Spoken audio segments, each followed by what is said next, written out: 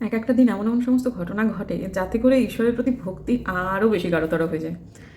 আমরা গোটা দিনের একটা ঘটনাকে কাকতালীয় বলতে পারি, দুটো ঘটনাকে বলতে পারি, কিন্তু টানা একসাথে এত জিনিস ঘটে যাচ্ছে, সেটাকে যে কাকতালীয় বলে উড়িয়ে দেওয়াটা বোধহয় ঠিক নয়। আজকের দিনের জিনিসটাই যেমন ধরুন, আমি হনুমানজিকে ভীষণ মানি। আজকে আমার দিনহাটায় আমার মাকে নিতে যাওয়ার কথা। দেশের পরিস্থিতি বেশ উত্তপ্ত। আমি আমার মায়ের অবস্থানটা নিয়ে চিন্তিত এবং সকালে অন্যবার যা বেরোই তার থেকে তাড়াতাড়ি বেরোবো বলে ঠিক করেছিলাম, কারণ আমি দ্রুত আমার মায়ের কাছে পৌঁছতে চাইছিলাম। সকালবেলায় উঠেছি, হনুমানজিকে বলেছি, ঠাকুর তুমি আমার সাথে চলো।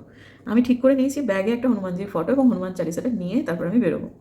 যথারীতি আমি যখন নিচে গাড়িতে উঠতে যাচ্ছি তখন মনে হলো ব্যাপারটা আমি ভুলে গেছি।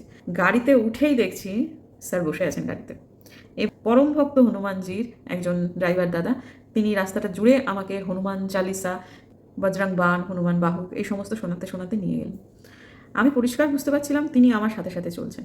কি যে আনন্দময় যাত্রা! গাড়িতে ওঠার সাথে সাথে আমি বুঝতে পারলাম কেউ খুব পরম মমতায় আমার যত রকম উদ্বেগ সবকে সাপটে নিয়ে নিল, এবং রাস্তাটা এত দ্রুত পেরিয়ে গেল এবং কিভাবে পেরিয়ে গেল আমি বুঝতেই পারলাম না। খুব যত সময় যাচ্ছে আমি বুঝতে পারছি আমার ভেতর আনন্দ বাড়ছে।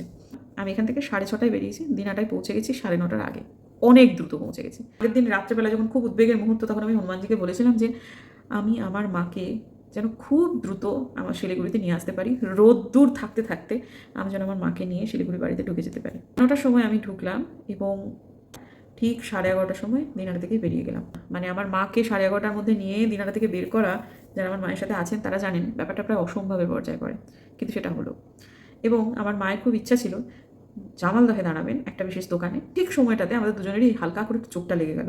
আমরা ড্রাইভার দাদাকে বলেছিলাম যে আমরা কিন্তু জামালদায় যাবো। তারপর যখন চোখটা খুলছি তখন বলছি জামালদাহ, বলে পেরিয়ে গেছে, আমি ভুলে গেছি।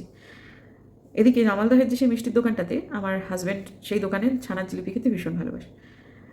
আমি বুঝতে পারছি এর মধ্যে হনুমানজি কোনো একটা ক্যালকুলেশন চলছে। ওখানে গিয়ে দাঁড়ালে সে পরিচিত মানুষের সাথে বা আরও কিছু মানুষজন জুটে যেত, কথা হতো, তাতে হয়তো আমার সেই রোদ্দুর থাকতে থাকতে পৌঁছবো বাড়িতে, সেটা হয়তো ব্যাহত হতো। এটা বললাম যে সবই তো ঠিক আছে, বুঝলাম যে দেরি হচ্ছিল, সেটা তুমি আটকে দিলে, কিন্তু ছানার জিলিপিটা যে হবে না।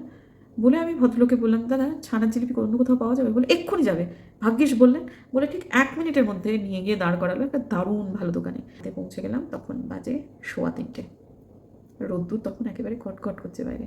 যারা ছানার জিলিপি খেয়েছে তারা প্রত্যেকেই বলছে অপূর্ব সুন্দর। আমার মায়ের গাড়িতে আসতে একটু কষ্ট হয়। আমি হনুমানজিকে বলেছিলাম এই বাড়িতে যেন আমার মাকে নিয়ে আসতে কোনো রকম অসুবিধা না হয়।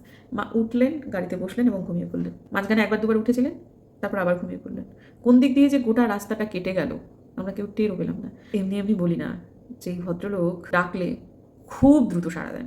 আমার কথা শুনে একবার হনুমানজির ওপর ভরসা করে দেখুন, আপনারা নিজেরাই বুঝতে পারবেন আমি সত্যি বলছি না মিথ্যা।